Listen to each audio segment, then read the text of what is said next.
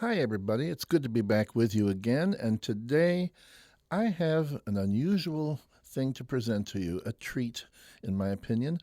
And this is an example of when I feel actually useful in my job. Very often I come onto public radio and talk with you about classic operas, the familiar titles. This year Virginia Opera is staging Tosca and Aida. And those of you who like opera, you know that that's a brand name.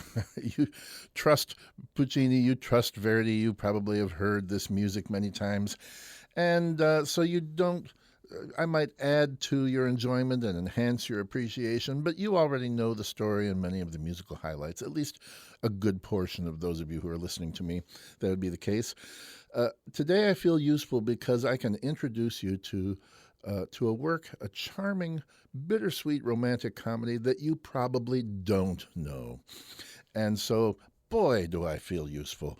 Um, if I were to ask you to name some Spanish operas, you would rattle off some titles.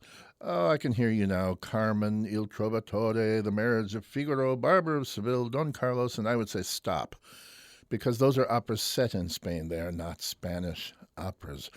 That I'm defining as an opera written by a Hispanic composer and sung in Spanish. And those, my friend, are few and far between.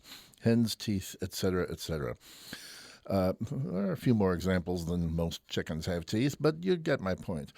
So, the opera in question is Il Postino by Daniel Catan. It's a fictional story about a poor, uneducated drifter named Mario who gets a job as a postman, Il Postino, and he has a single customer, the great Chilean poet Pablo Neruda, who is visiting this island on which Mario lives off the coast of Italy.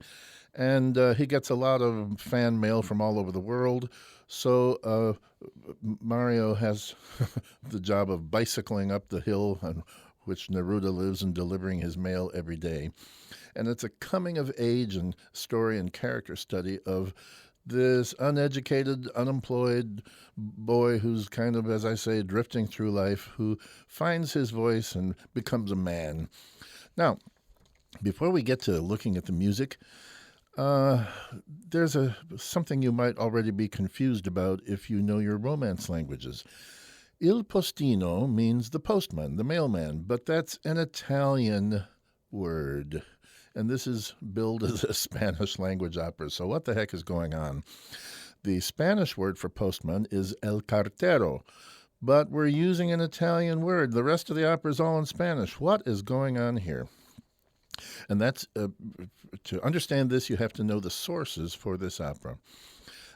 This is an adaptation of a film, which was an adaptation of a novel. The novel came out in 1985. It was called Ardientes Paciencias, Burning Patience, by the Chilean writer Antonio Scarmeta. And so he is originally contriving this fictional story about his great compatriot Pablo Neruda. In 1994, the novel was adapted into a film, a very popular Academy Award-winning film called Il Postino, in which the action of the novel was transferred to Italy, I guess to make it more picturesque. It takes place on an island called Cala di Sotto, which is probably a proxy for the Isle of Capri, for those of you who have been there, a picturesque rock sticking out of the sea. And the opera is really an adaptation of the film more than of the novel. So it retains the Italian locale. And why did they choose to keep the Italian title? Well, that's a marketing decision. As I say, the film was quite popular back in its day. You can still see it here and there. You can order it off of Amazon. I think it's been on some of the streaming services at various times. And it's very charming. It's in Italian. And I think that for the name recognition, the composer, who was also the librettist, decided, we're going to stick with the name everybody recognizes. I've been telling my students in the classes I teach on this opera that, if you're going to write an opera about Harry Potter, you'll probably call it Harry Potter the Opera rather than The Little Boy Who Wore Glasses. So that explains the kind of linguistic confusion. And with that said, let's see what's going on in this opera. Well, there is a prologue. By the way, let me just broach this subject as well. I know opera audiences are different from theater and cinema audiences. My favorite part of going to the movies sometimes is the coming attractions. I like the previews very often more than the movie I came to see. And that's what we like. We like what movies are coming out. We want to see the new ones. There's an insatiable hunger for new movies, even though lots of them seem to be remakes these days. But never mind about that. The same with Broadway. We get new musicals. What would it be like if the Broadway theaters only did Irving Berlin and George Gershwin musicals? Well, some might sort of cheer that, but we like new things in cinema and in theater. Opera tends to do the same classic ones over and over, and there are some people who are wary of new opera. Why, composers have forgotten how to write melody. Some of you, not all of you, but some of you tell me. I know because I talk to you very often. I'm going to tell you, you'll be relieved. This music by Daniel Catan is extremely accessible. No quarter tones, nothing shrill, nothing clashing, nothing dissonant. It's perfect for the kind of charming romantic comedy that it is. Now, the first music you'll hear doesn't really sound like much opera music you've ever heard, but that's okay. Opera can be any kind of music, right? There's a prologue, and we see a politician who is campaigning. There's going to be an election coming up in his district of Italy, and he's visiting all the communities that he wants to reach, including this island, Cala di Sotto, and he's brought along some thugs/volunteers with him to try to prevent any protests from coming out because he's not always very popular. His name is Di Cosimo, and you know what politicians do? They make promises, right? Well, what Cala di Sotto needs is running water. It's a very primitive little fishing community, and they don't have running water. So what's Di Cosimo going to do? Oh, vote for me. You'll have running water like Niagara Falls, all the water you can use, and so forth. So here is his campaign jingle, if you please.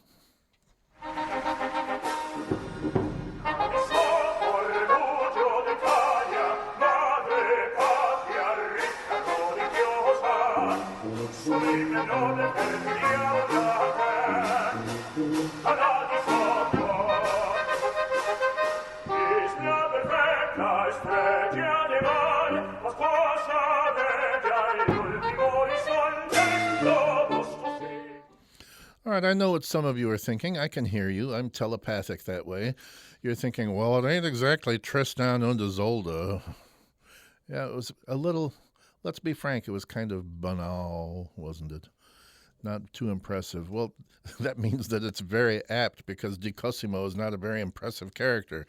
He is a sleazy politician who doesn't keep any promises, so it's very appropriate that he gets a very shallow-sounding, banal little campaign jingle to sing, rather than something that bespeaks earnestness and seriousness of purpose. Well, the curtain comes up now on Act 1, and the opera proper will begin.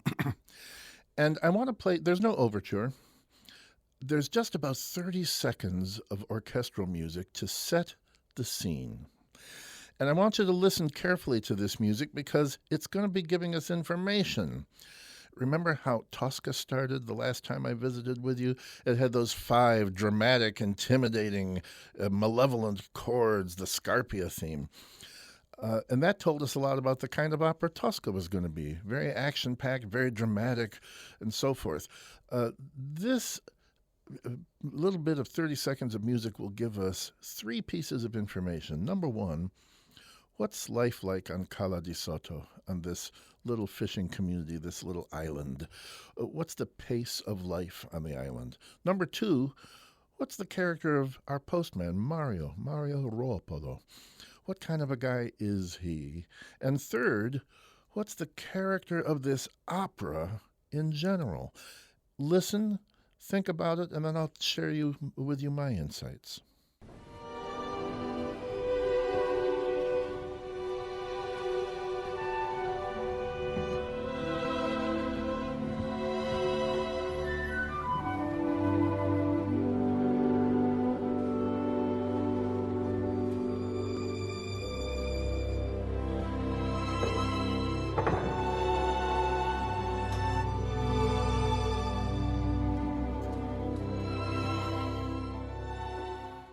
Okay, there it is. Now, a lot of information is packed into those little phrases.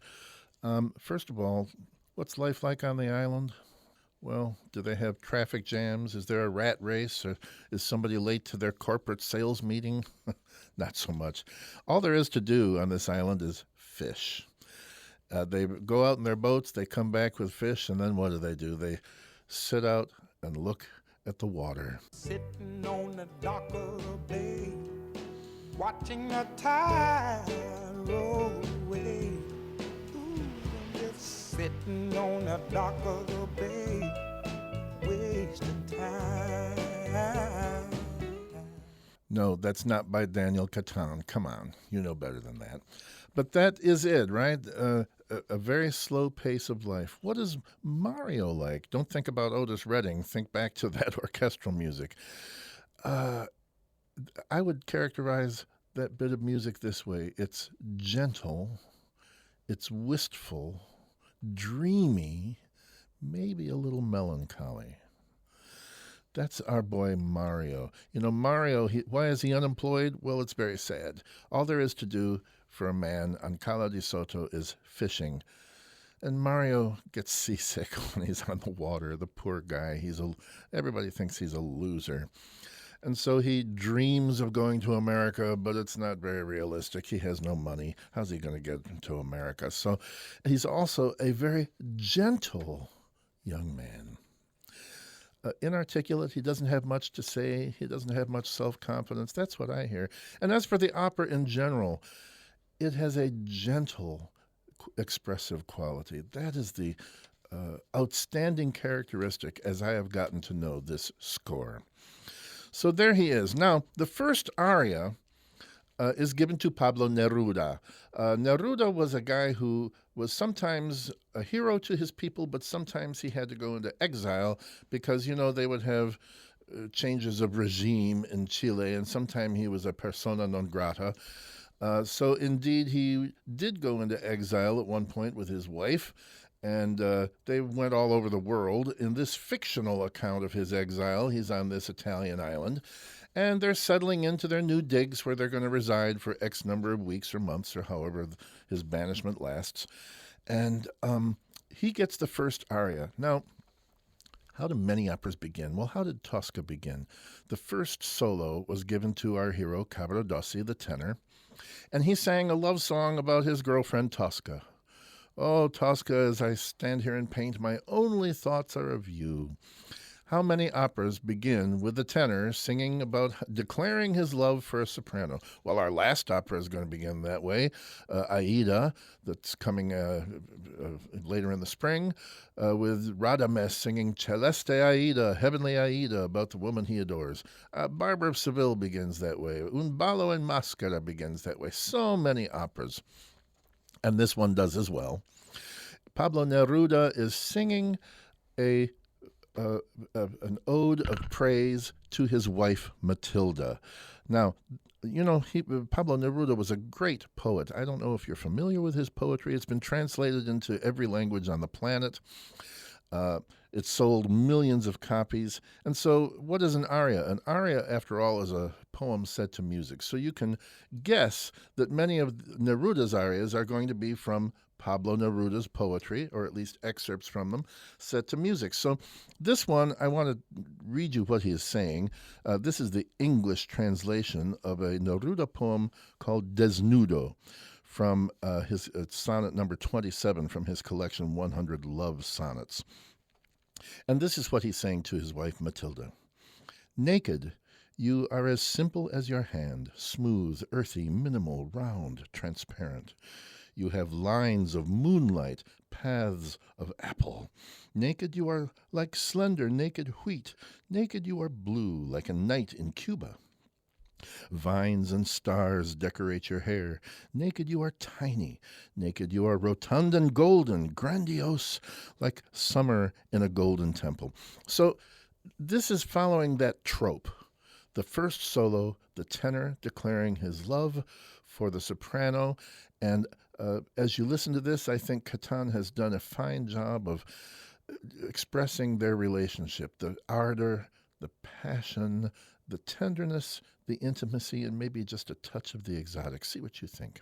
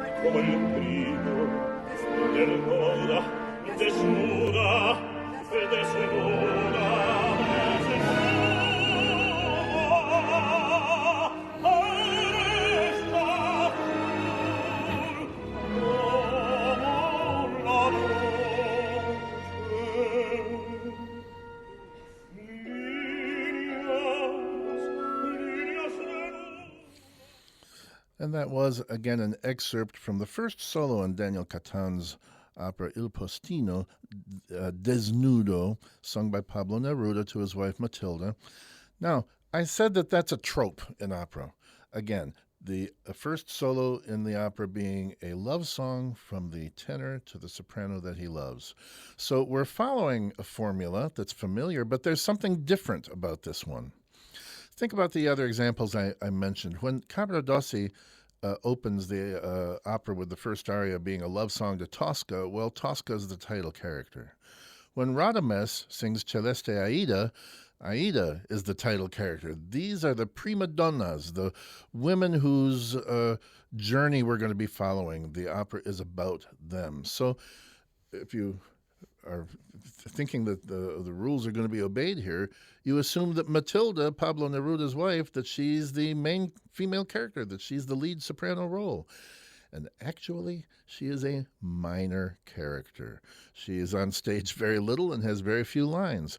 So that's kind of a curveball. And why would that happen? Why not let Mario, who is the hero, sing a love song about the girl that he's going to pursue, a girl named Beatrice? Well, there are a couple of reasons.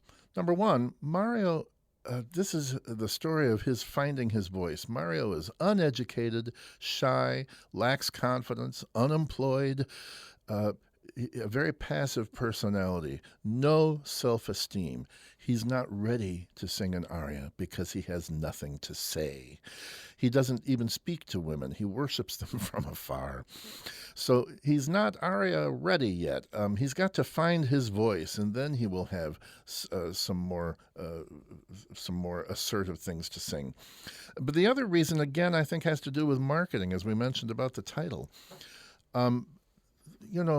When you have an opera that's going to come out, and it's by a composer who's not a household name, and it's a title that is a world premiere, what's going to compel people to buy tickets for it? Because, again, opera audiences like brand names.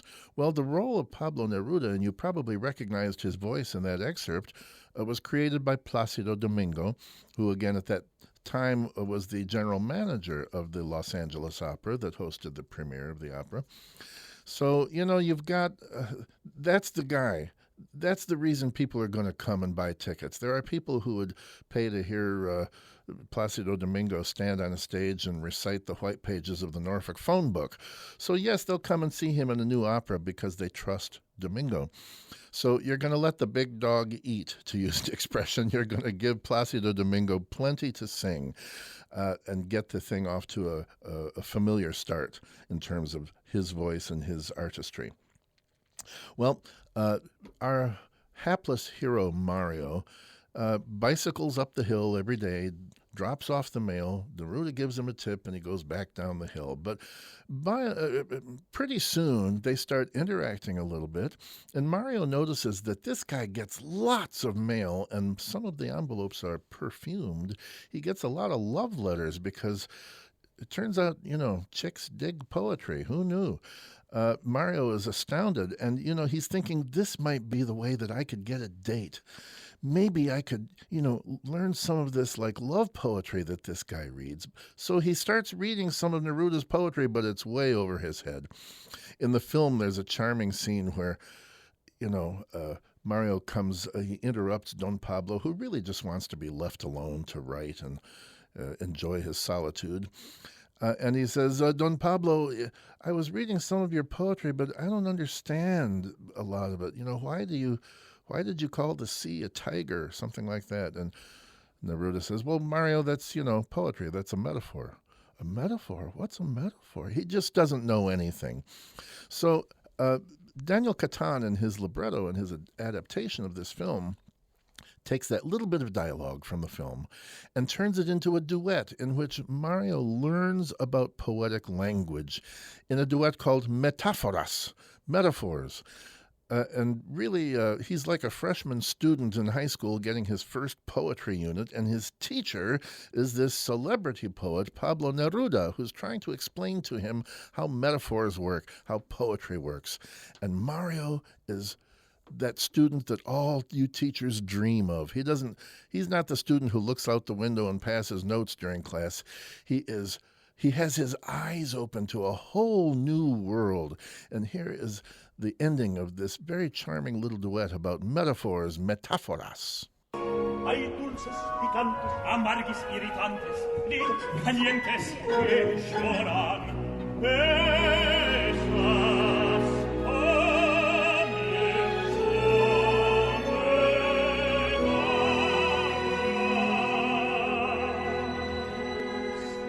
hay unas metáforas escapadices, líquidas, humeantes, asfixiantes.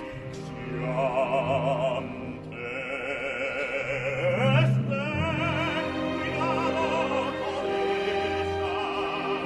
El viento, la marea, tormentas rabiosas, el toro, el cubre, campanas, pelirrojas, escandalosas.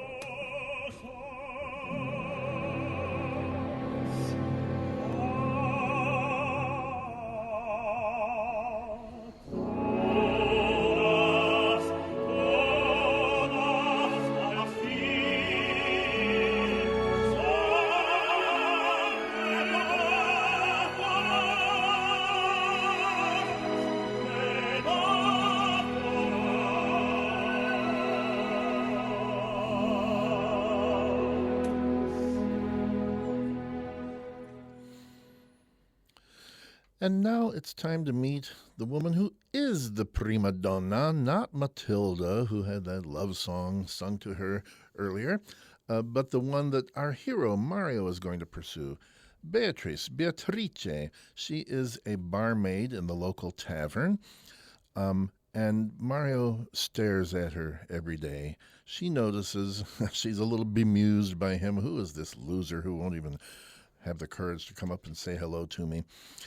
As we meet her, she is on the job in the local tavern on the island, and she is singing a song just to entertain the customers.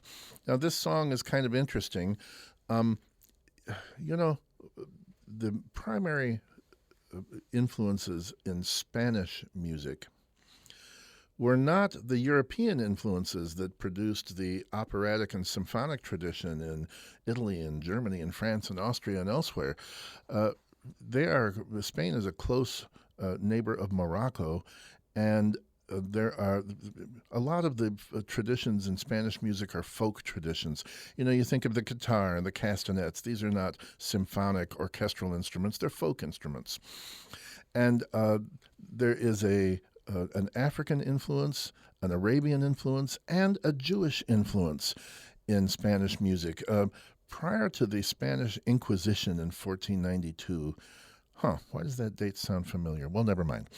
But prior to that, there was a large Sephardic Jewish population in Spain, and traces of that influence still exist. Now, what Beatrice is going to sing here is a Judeo-Spanish wedding song that dates back to medieval times, and in fact, the text can be traced back to the Song of Songs in the Old Testament.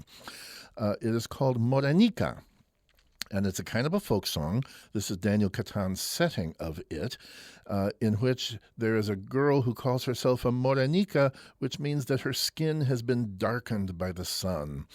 And at the end of this solo here, she says, if the son of the king calls to me, I will go with him.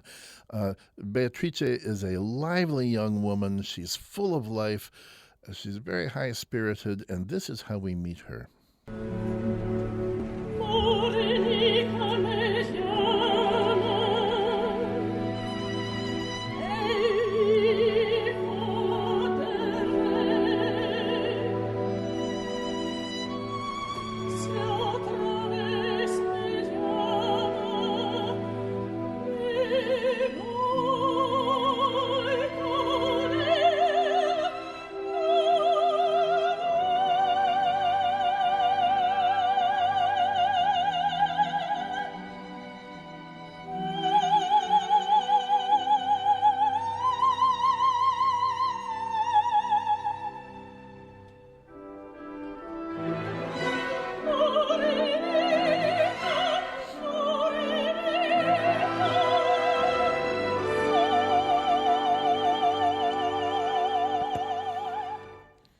The end of the solo for Beatrice Morenica from Act 1 of Il Postino by Daniel Catan. Well, now we've met the principals. We have Mario, who worships girls from afar, Beatrice, the object of his affection, Pablo Neruda, who is slowly opening Mario's eyes to the world of poetry and the love language of poetry. So it's time that we get on with a love duet. There are 3 love duets. I'm going to play you excerpts from a couple of them, and the first one is probably the lamest love duet in all of opera because, friends, Mario has a lot of growing up to do. He's just not very good at this yet. It is pathetic. What he's done is memorize random lines of poetry from Pablo Neruda love poems, and he just walks up to this girl and starts randomly saying them. He doesn't come up and say, "Hi there, my name is Mario. You know, I've always noticed you there in the bar. You look like such a nice person. I wonder if you'd be interested in having coffee sometime." Nope.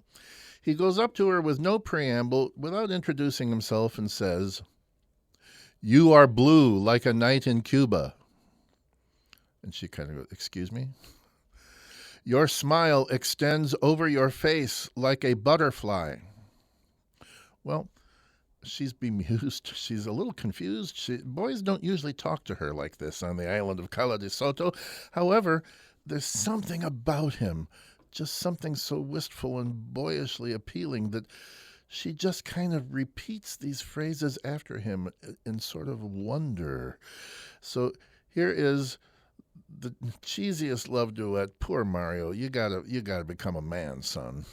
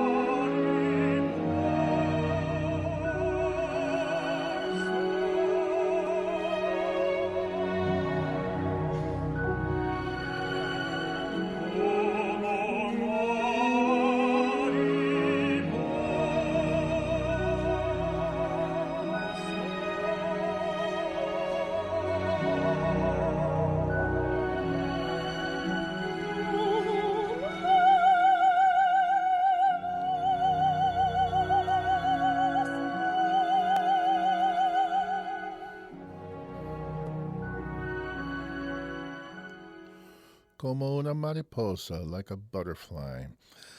Um, you'll think back to when I played that orchestral music that opens Act One earlier in this broadcast. Remember, I used the word gentle?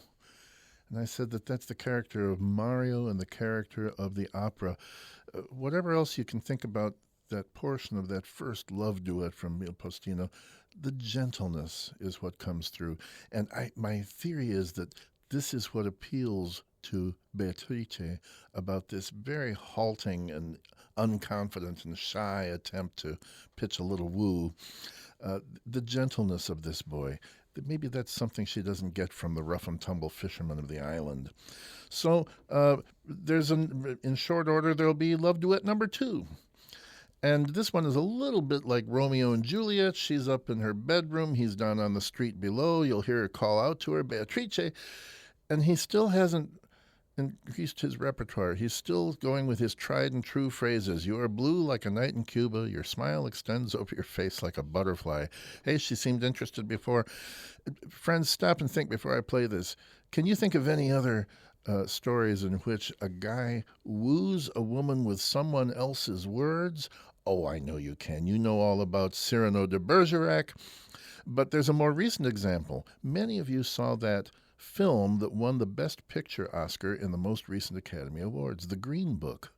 Remember, there was the chauffeur who had to drive around the concert pianist on his tour, and he was uneducated and a simple man like Mario, and his wife said, you have to write to me every day while you're away, and he's writing letters that say things like, I had spaghetti.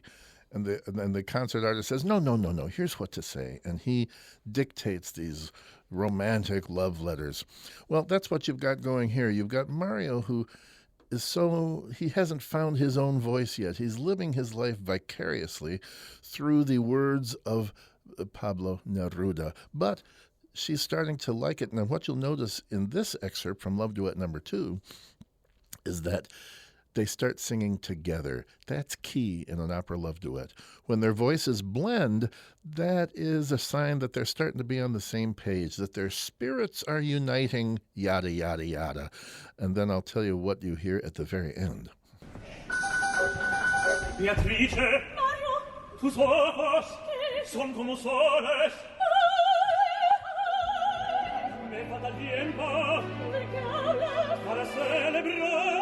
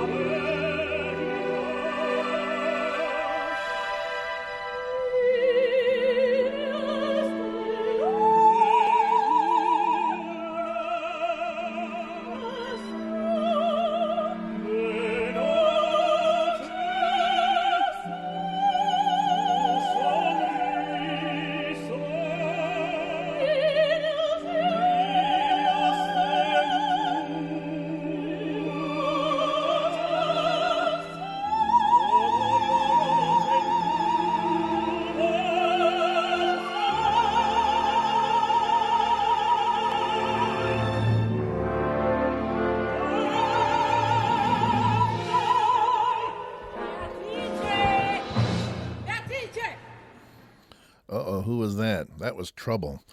That was Beatrice's maiden aunt, Donna Rosa, who is not so glad to see this little romance blossoming. She says, you are not going to be hanging out with that unemployed, uneducated loser who doesn't have a nickel to his name. I forbid it. So Mario's going to have a hard row to hoe to get around the opposition of the woman who's obviously Beatrice's guardian. Let's go to a more serious moment in this opera. Remember, Pablo Neruda is in exile on the island of Cala de Soto. He is a Chilean, and he gets a letter from Santiago telling of a terrible thing.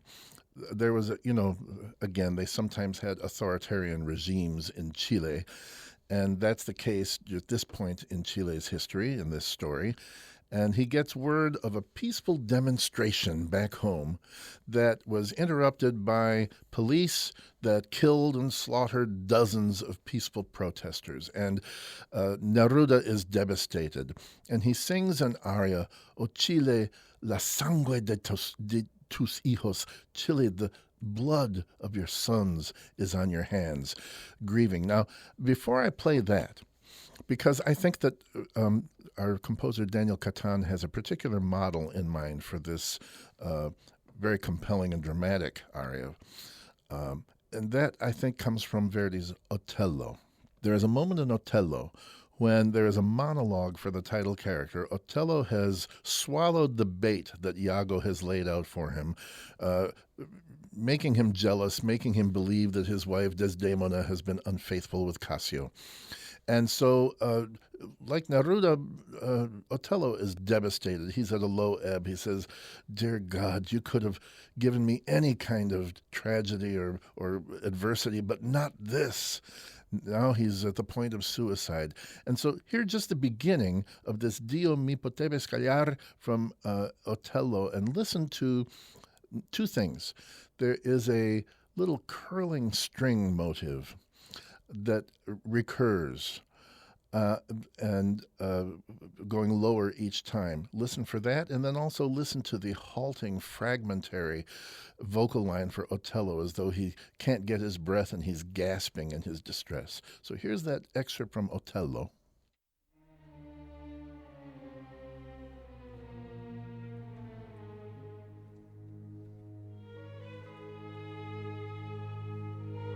Dio mi potevi scagliare tutti I mali della miseria, della vergogna.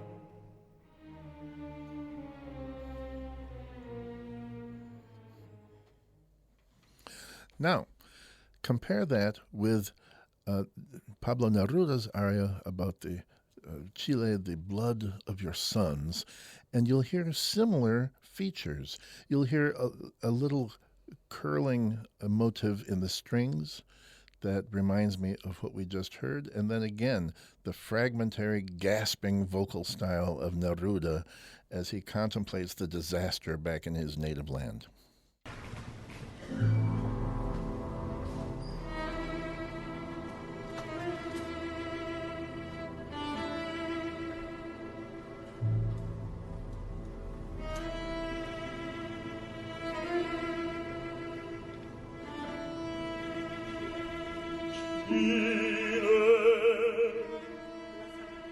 La sangre de tus hijos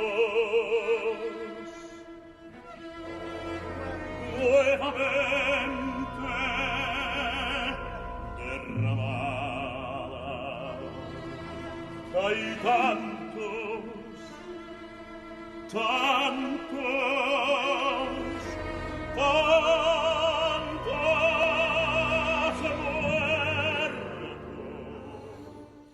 And I don't think you need to have been studying music at a conservatory to hear the connection between those. We're unable to ask the composer, but I imagine if I could have talked with him about it, he might have said, yes, he certainly may have had the monologue from Otello in mind as he wrote this monologue for Pablo Neruda. Well, this is basically, again, a romantic comedy, so that moment of tension and grief is displaced by a happy scene at the end of Act 2. Well, guess what? There was a third love duet for Beatrice and Mario that I don't have time to play for you, but he gets more ardent and more passionate all the time, and despite the protestations of the maiden aunt Donna Rosa, well, there's a wedding reception. He did it. He landed the girl he loved, and the tavern has been decorated for a reception. The whole village has turned out. Everybody's celebrating with the exception of Donna Rosa, and even the great man himself, Pablo Neruda, who again mostly wants to be left alone. But in honor of this boy who's been bringing him his mail every day and who seems to be so excited about poetry, he has come down, and he graciously offers to sing a song to congratulate the wedding couple. Now, this song is by a Nicaraguan poet. You know, it's funny. Think back to Beatrice's aria. I told you it was a Judeo-Spanish wedding song from the Sephardic Jewish tradition in Spain. And here we have a Nicaraguan poet. What are these people doing singing these things in Italy? Well, it makes sense with Pablo Neruda. He's Hispanic. As for the Judeo-Spanish wedding song, well, it's a little bit of an anachronism. Daniel Catan wants to not only write an opera in the Spanish language, but to draw on Hispanic sources. So, just don't think about it too much. Now, how many operatic solos have you heard accompanied by accordion? Well, this is one. Here is this wedding song that Neruda sings to the happy couple, Mario and Beatrice.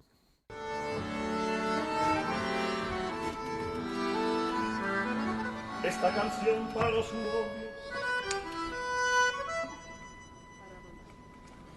para volar más ligero, volar más ligero, ponte dos hojas de rosa.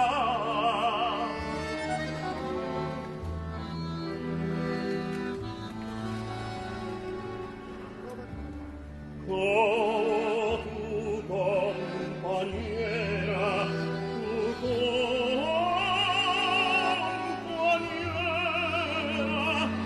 la mariposa con hojas de rosa.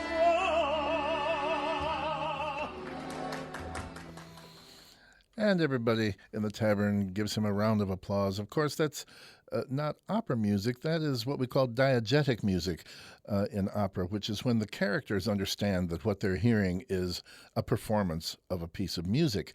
And that's maybe a popular song that you might have heard on the radio back in Santiago that he's singing to these people. By the way, the poem, the song is called Para Volar Más Ligere.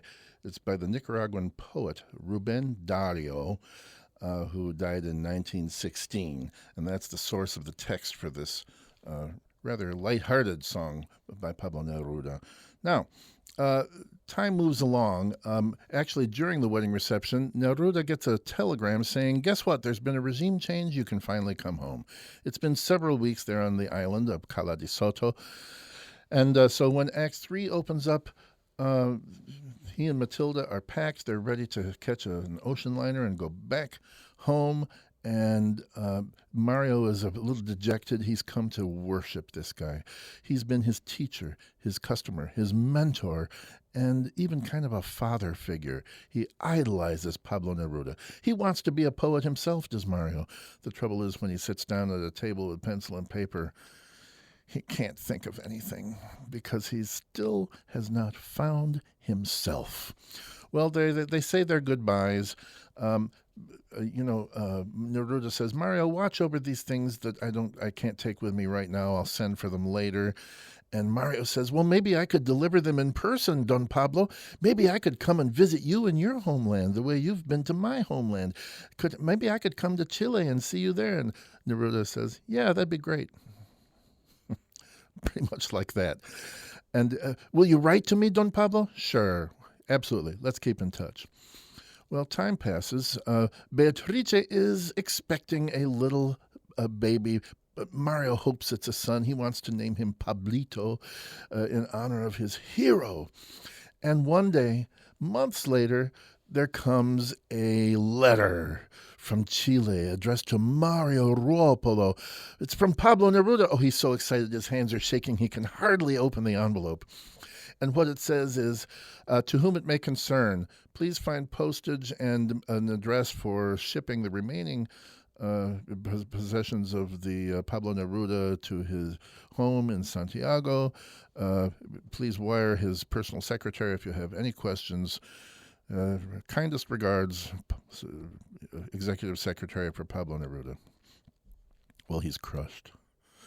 Apparently, Neruda doesn't care about him after all. Apparently, He was just a mailman to this guy. Now, even Donna Rosa is outraged, and Beatrice is outraged. His friends are outraged. How could he forget? After all you did for him, how could he be so impersonal and cruel like that, not to include something personal and good wishes for you? And this is where we have my favorite moment in the opera. Because Mario is crushed. There is, all of his illusions of a warm rapport with this great poet are just popped like a balloon. And his self-confidence, he feels like nothing. And he says to his friends, no, don't be angry. It's okay. I mean, why should he remember me? I'm nothing. I'm not a poet. What did I ever write? I've written nothing. I wasn't even a very good mailman. I'm not even a very good man. There's no reason. It's totally natural. Don't even give it a second thought. Tomorrow we'll ship the rest of his things, and that'll be the end of it. Now, the composer's job at a moment like this in an opera is not to simply come up with a nice melody that you will enjoy. His objective is to set those words to music in a way that allows you to feel Mario's pain. You have to feel that pain inside your own body. And what you want is for the composer to hit a home run, to hit the ball over the fence, and perfectly capture music that lets you empathize with the crushing disappointment of this young boy. And I think he's done a pretty good job. Here is that moment.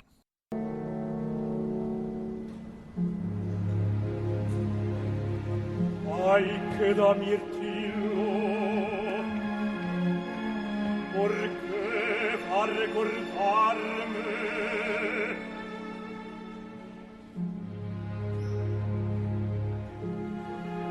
como poeta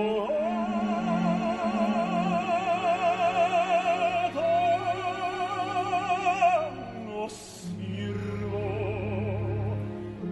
como cartero comunista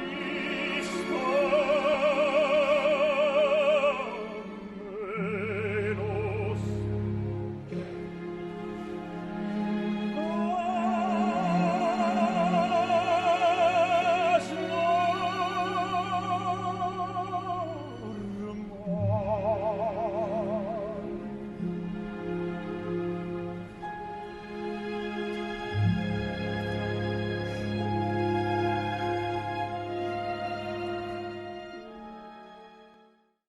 And once again, and I think that that's very sensitively handled, it's a good opportunity for the tenor playing Mario to really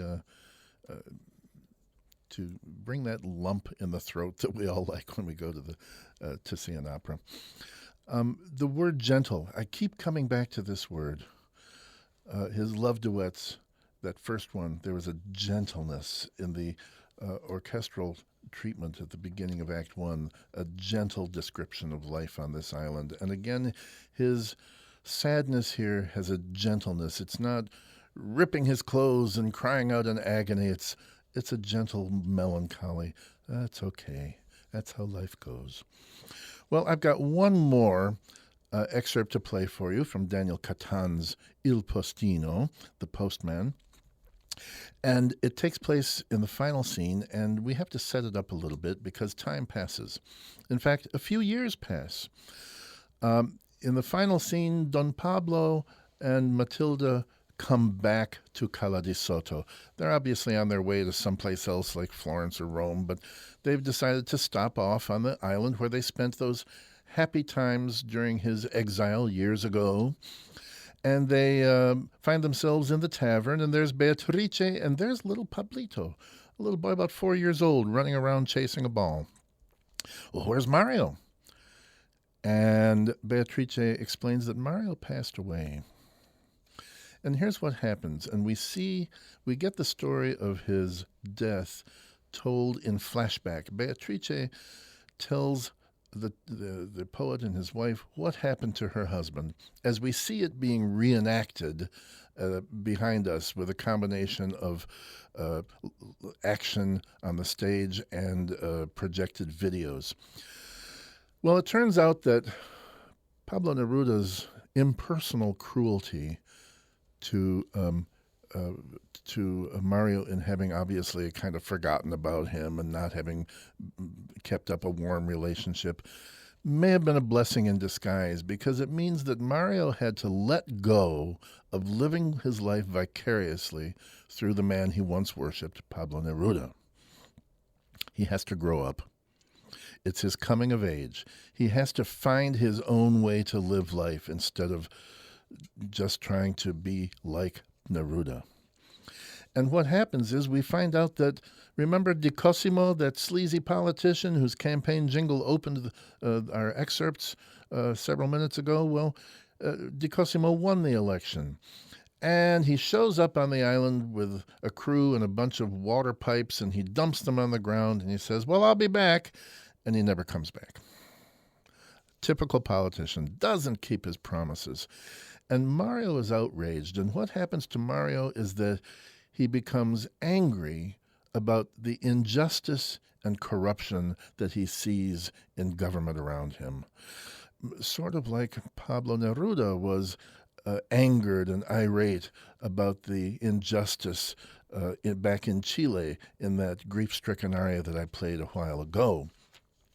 So Mario becomes an activist. And this, when he finds the cause that he cares about, he finds that he does have a voice, that he can think of things to say, and he writes a poem. And he's been invited to read this poem at a protest demonstration somewhere in Italy. And as Beatrice describes the scene, and we see it played out in flashback, he's introduced to a crowd, he gets up on the podium, and he's going to recite this poem of protest when police descend and there's shooting, and we see Mario fall.